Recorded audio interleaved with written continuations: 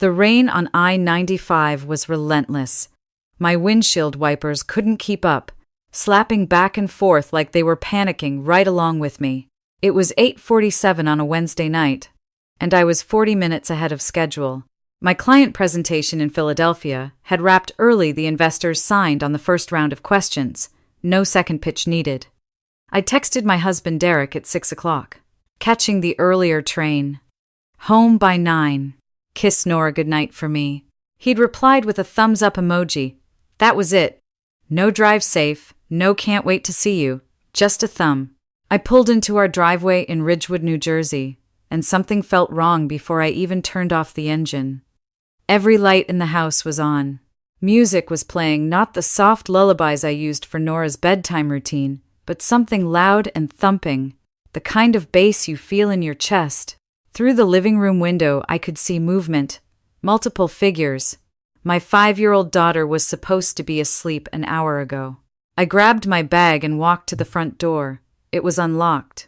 The smell hit me: first fried food, something sweet and burnt, and the sharp tang of spilled wine. Our living room looked like a carnival had exploded inside it. The coffee table was buried under takeout containers, juice boxes, and crumpled napkins. Toys I'd never seen before, expensive ones. A massive dollhouse, a kid-sized electric scooter still in its packaging, were scattered across the floor. Derek was on the couch, his arm draped across the back, a glass of red wine in his hand. And beside him, close enough that their shoulders touched, was my older sister, Vanessa. Her 2 boys, Tyler and Mason, 8-year-old twins, were tearing through the room like tornadoes, jumping on my furniture with shoes on. Vanessa's laugh, that sharp, theatrical sound I'd known my whole life, cut through the music. You're early, Derek said. He set down his wine too fast, and it sloshed onto the carpet. The carpet I'd had professionally cleaned 2 weeks ago. I didn't respond to him. My eyes swept the room. Takeout, wine, new toys. My sister making herself comfortable in my home. But one thing was missing. Where's Norah? Derek waved his hand vaguely toward the hallway. She's fine. She's around somewhere. You know how she gets when the boys are here. She's dramatic about sharing. Vanessa tilted her head and gave me a look. I recognized the same look she'd been giving me since we were kids. Pity mixed with superiority. Don't stress, Ellie. She threw a little tantrum, so we told her to go cool off. Derek handled it. He's so good with her. Something cold coiled in my stomach. I dropped my bag and walked past them without a word. I checked Norah's bedroom empty. Bed untouched. Her favorite blanket, the purple one with the stars, was gone. I checked the bathroom, the guest room, the hallway closet. Nothing. My heart was hammering now. I took the stairs down to the basement. Derek had converted half of it into a playroom last year, but the other half was still unfinished concrete floor, exposed pipes, that damp, cold smell that never went away no matter how many times I ran the dehumidifier. She was there, in the unfinished half, sitting on the bare concrete floor in the dark, wrapped in her purple blanket, clutching a crayon drawing she'd made of the 2 of us stick figures holding hands under a yellow sun. Her face was swollen from crying. Her pajama top was wet. When the light hit her eyes, she flinched. Mama? Her voice was small and broken. I was across the room in 3 steps. I scooped her up and she buried her face in my neck. Her skin was freezing. Baby. Oh my God, baby. I'm here. She was shaking. Not dramatic 5-year-old crying, silent, exhausted, trembling. The kind of shaking that comes after you've been scared for a long time and nobody came. Tyler took my drawing, she whispered into my shoulder. The one I made for you. He ripped it. And when I cried, Aunt Nessa said I was being a baby and I needed to go downstairs until I learned to act my age. She hiccuped.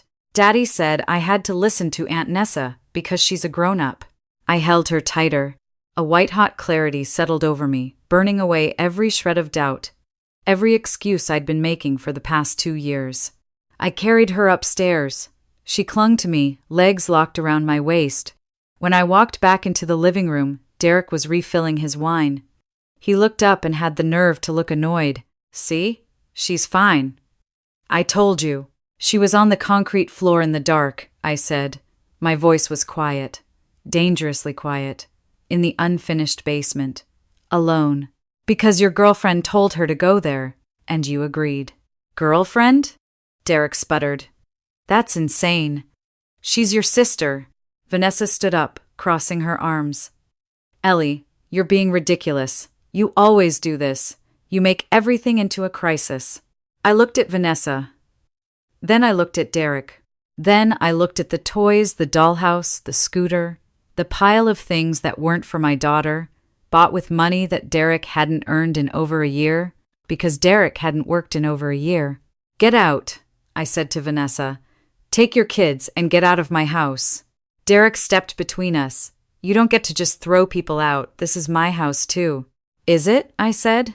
Is it your house when you can't name one bill you've paid in the last 14 months? His face went red. Vanessa grabbed her purse and started collecting the twins, muttering about how I'd always been jealous, always been unstable, always been the difficult one. I didn't listen. I was already moving. I walked upstairs, still holding Norah. I grabbed my emergency bag, the one I'd packed 3 months ago and hidden in the back of my closet. The one I'd told myself was just a precaution. Passports, birth certificates, cash, a change of clothes for both of us. I'd known this day was coming. I just hadn't known it would be tonight. I buckled Norah into her car seat, the one that was always in my car, because I was the one who drove her everywhere and pulled out of the driveway. In my rearview mirror, I could see Derek standing on the porch, his mouth moving, forming words I couldn't hear through the closed windows and the rain. My phone was already dialing. Grace Chen. Family law. The best in Bergen County. She picked up on the third ring. Ellie, what happened? I left. It's done, Grace. I need you. I'll clear my morning. My office, 8 a.m. Don't speak to him. Don't respond to anything he sends. Document everything. I drove to a Holiday Inn 20 minutes away. I paid cash. I carried my sleeping daughter inside, tucked her into the clean white sheets, and sat in the chair by the window, watching the parking lot through the curtain gap. My phone was lighting up. Derek. 7 calls in 20 minutes. Then the text started. Derek, 10:14 p.m. This is insane. Come home. You're overreacting. Derek, 10:31 p.m. Vanessa is crying. You humiliated her in front of her kids. Are you happy? Derek, 10:52 p.m. If you don't answer me, I'm calling the police and telling them you kidnapped Norah. Derek, 11:15 p.m. I'm sorry, okay? Vanessa went too far. I should have checked on Norah. Just come home and we'll talk. Derek, 11:48 p.m. Fine. Be like that. But when this blows up in your face, don't come crawling back. I screenshotted every single message and emailed them to Grace. Then I turned off my phone, lay down next to my daughter, and stared at the ceiling until dawn. Grace's office smelled like leather and fresh coffee. She was already behind her desk when I arrived, a legal pad covered in notes. I've drafted the emergency custody petition, she said without preamble. The basement incident gives us grounds. Unfinished, unheated space. Child left unsupervised and distressed. Your husband's failure to intervene. I'm filing this morning along with a motion to freeze joint accounts. You're the sole earner? For the past 14 months, he was laid off from his sales job and just stopped looking. Even better. Here's what I need from you. No contact with Derek. None. Not a word, not a text, not even reading his messages. Forward everything to me unread. He's going to try to get to you through your workplace, through mutual friends, through your family. Let him. Every attempt is documentation. My family won't be a problem, I said with a bitter laugh. My mother will take Vanessa's side. She always does. Grace studied me. Tell me about Vanessa. I told her everything. How Vanessa had always been the favorite, older, prettier, more charming. How she'd moved back to New Jersey after her divorce 2 years ago, broke and angry, and somehow inserted herself into my life like a parasite. How she and Derek had developed this friendship that made my skin crawl, the inside jokes, the late-night texts, the way she'd show up unannounced, and he'd light up like she was the one he'd been waiting for. How I'd confronted Derek about it 6 months ago, and he'd called me paranoid. How my mother had told me I was being petty and jealous, just like I'd always been, and that I should be grateful my sister wanted to spend time with my family. Grace wrote everything down. We'll get a forensic accountant on the finances. If he's been spending joint funds on her or her children, that's marital waste. It strengthens everything. 2 days later, Derek was served. I know because Grace got a call from a lawyer named Phil Marcetti, a cheap, loud attorney known for aggressive tactics and losing cases. Derek had found him on the internet. Marcetti's first move was predictable.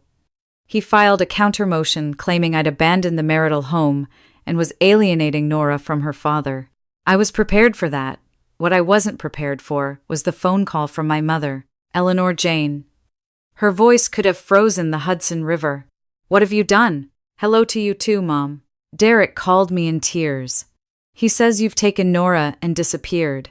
He says you've hired some shark lawyer and you're trying to destroy him. He says Vanessa is devastated. Did he mention the part where my daughter was left alone on a concrete basement floor because his friend told her to go there? A beat of silence. Then, Vanessa told me Norah was having a meltdown and needed a timeout. Children need discipline, Eleanor. You've always been too soft with her. A timeout on a cold concrete floor in the dark. Is that the parenting philosophy you're endorsing? Don't you take that tone with me. You are tearing this family apart with your dramatics. Just like you always do. Just like you did with your father. The mention of my father who'd left when I was 11, and who my mother had spent 20 years blaming me for driving away, was a precision strike. She knew exactly where to aim. If you go through with this, my mother continued, I will stand with Derek and Vanessa. I will tell any court that asks exactly what kind of mother you are. Unstable, cold, obsessive. Goodbye, Mom, I said. And I hung up. I sat in the quiet of my hotel room and felt something unexpected. Relief. The last thread of obligation had snapped. I was finally free to fight without looking over my shoulder.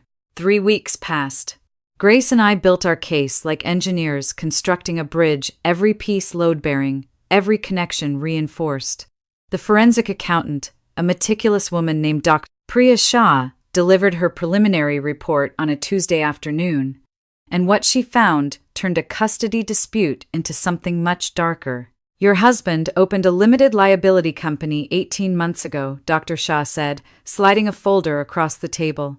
Pinnacle Ventures, LLC. He's the sole member. Over the past 14 months, he's transferred a total of $173,000 from your joint savings and your personal investment account into this entity. My mouth went dry. How is that possible? I check my accounts. He set up automatic transfers, small amounts, 200 here, 500 there. Structured to stay below the alert thresholds your bank uses for unusual activity notifications. He also changed the mailing address for your investment account statements to a P.O. box, registered to Pinnacle Ventures. You were never seeing the full picture. I felt physically sick. Where did the money go? That's where it gets interesting. Pinnacle Ventures made a series of large payments to a company called Grandview Properties Group. It's a real estate investment fund run by a man named Marcus Webb. Grace leaned forward. Marcus Webb. I know that name. You should, Doctor, Shah said. He was indicted by federal prosecutors 4 months ago for running a Ponzi scheme. Grandview Properties has been frozen by the SEC. The investor's money is gone. The room was very quiet. Your husband invested your money without your knowledge or consent into a fraudulent real estate scheme, Grace said slowly. And his connection to it was a company called Pinnacle Ventures. Who told him about this investment? I already knew the answer. Vanessa. She was obsessed with it last year. She kept talking about this amazing opportunity. Luxury vacation rentals, guaranteed returns. I told her it sounded like a scam. She called me negative. Grace picked up her phone. I'm calling the FBI field office. This is wire fraud, bank fraud, and potentially money laundering. Your divorce just became a federal case. The hearing was set for a Thursday morning. Marcetti, true to form, had been boasting to anyone who'd listen that he was going to expose me as an unfit mother. Derek's strategy was simple: paint me as a cold, career-obsessed woman who used her child as a weapon. I arrived at the Bergen County Family Court in a navy blazer, no jewelry, hair pulled back. Grace sat beside me, calm as still water. When Derek walked in with Marcetti, I barely recognized him. He'd lost weight. His shirt was wrinkled. His eyes had a hollow, hunted look. Marcetti went first. He gave a performance, arms waving, voice rising and falling. Derek was a devoted father. I was controlling and vindictive. The basement incident was a normal timeout blown out of proportion by an emotionally unstable woman. Derek took the stand and recited his lines. He loved Norah more than anything. He'd made a small mistake. He just wanted his family back. Your Honor, Marcetti concluded with a flourish, we are looking at a textbook case of parental alienation. My client has been denied access to his own child for nearly a month. We ask for immediate restoration of joint custody. Judge Watkins, a sharp-eyed woman in her 60s, turned to Grace. Counselor? Grace stood. Your Honor, before I present our evidence, I'd like to give Mr. Sterling an opportunity to clarify his testimony. Mr. Sterling, you testified that Vanessa Evans is simply a family friend. Is that correct? Derek nodded. She's my wife's sister, that's all. And you testified that you've been actively seeking employment and contributing to the household. Is that accurate? Yes, absolutely. Grace reached into her briefcase and produced a small speaker. Your Honor, with the court's permission, I'd like to play a recording. Marcetti jumped up. Objection! We weren't notified. This recording was obtained during a confrontation initiated by Vanessa Evans at my client's temporary residence, Grace said calmly. Miss Evans came uninvited. My client recorded the conversation for her own safety. It is directly relevant to impeaching the testimony just given. Judge Watkins nodded. I'll allow it. Grace pressed play. Vanessa's voice filled the courtroom, sharp and venomous. You need to drop this whole thing, Ellie. Derek and I are going to fight you on every front. I'll get Mom to testify. I'll tell them what kind of mother you really are. Absent, cold, obsessed with work. Derek deserves better than you, and Norah deserves a real family. Not whatever this is. Then my voice, steady. You're planning to lie under oath for a man who just told me on a voicemail that he'd cut you out of his life to save himself? A long, damning pause. Then Vanessa. He didn't mean that. He loves me. You were always just in the way. Grace stopped the recording. The courtroom was silent. Derek's face had gone the color of old cement. Marcetti's mouth was open, but nothing was coming out. Your Honor, Grace said. Mr. Sterling testified under oath that Miss Evans is simply a family friend. This recording demonstrates that Miss Evans herself characterizes their relationship otherwise. Furthermore, we have a voicemail from Mr. Sterling in which he states, and I quote the relevant 4 words, I'll get rid of Vanessa. This is not the language of a family friendship. This is the language of a man trying to sacrifice his partner to save himself. She placed the forensic accountant's report on the bench. Additionally, we have evidence that Mr. Sterling created a shell company called Pinnacle Ventures LLC and used it to siphon $173,000 from marital accounts without my client's knowledge. These funds were invested in Grandview Properties Group, which is currently under federal investigation for fraud. The FBI has been notified and has opened an investigation into Mr. Sterling's involvement. The color drained from Derek's face completely. He looked like a man watching his own house burn down. Judge Watkins removed her glasses and stared at Derek for a long, withering moment. Mr. Sterling, you have committed perjury in my courtroom. You have demonstrated a troubling pattern of deception, financial misconduct, and disregard for your child's welfare. The motion for joint custody is denied. I am granting Mrs. Sterling sole temporary custody. I am issuing a restraining order effective immediately. Visitation is suspended pending a full psychological evaluation and the resolution of the federal investigation. The gavel came down like a gunshot. Derek slumped in his chair. Marcetti was already packing his briefcase, distancing himself from the wreckage.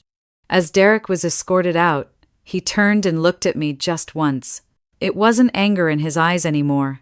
It was the blank, hollow stare of a man who finally understood that everything he destroyed could never be rebuilt. I walked out of the courthouse into pale winter sunlight. Grace squeezed my arm once, then released it.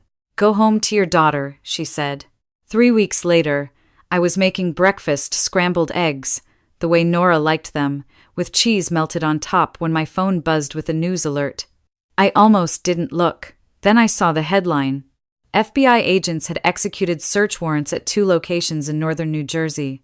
Derek and Vanessa had been arrested at Derek's parents' house, where they'd both been staying since the hearing. The charges were wire fraud, bank fraud, and conspiracy.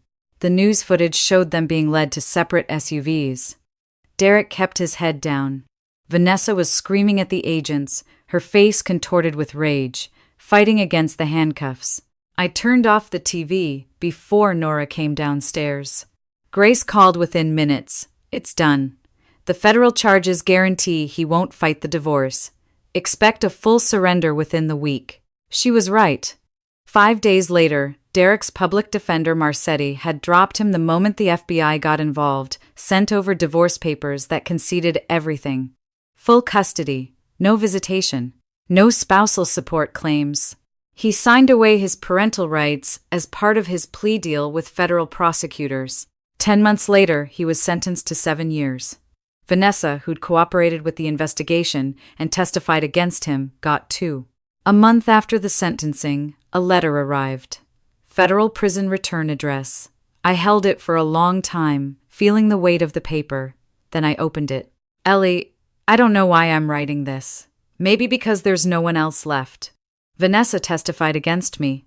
My parents won't take my calls. I sit in this cell, and I think about that night the basement, Norah's face when you found her.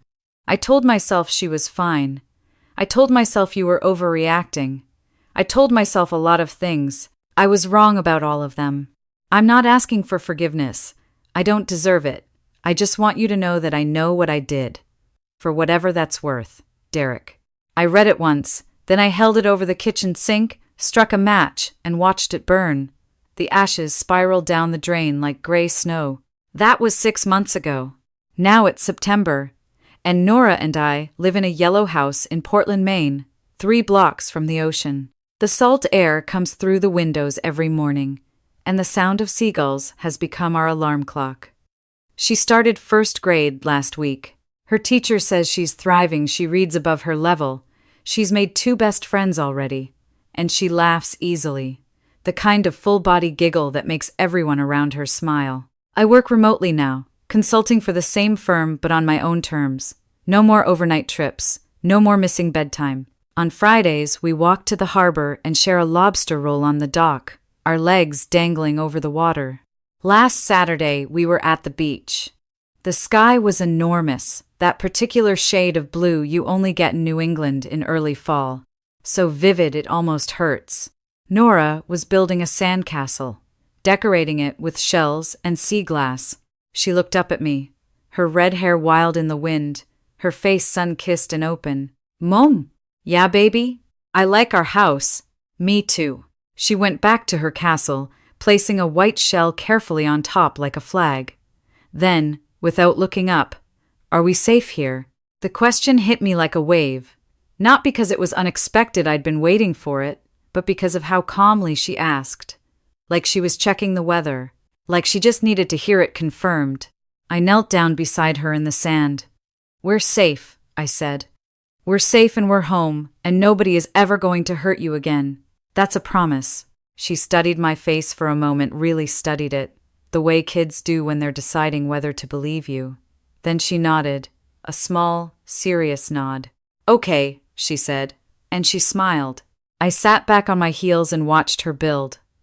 The tide was coming in, creeping closer to her castle, but she didn't seem worried about it. She just kept building, adding towers and walls and bridges, creating something beautiful in the sand, knowing full well the water would eventually reach it. That's the thing about starting over.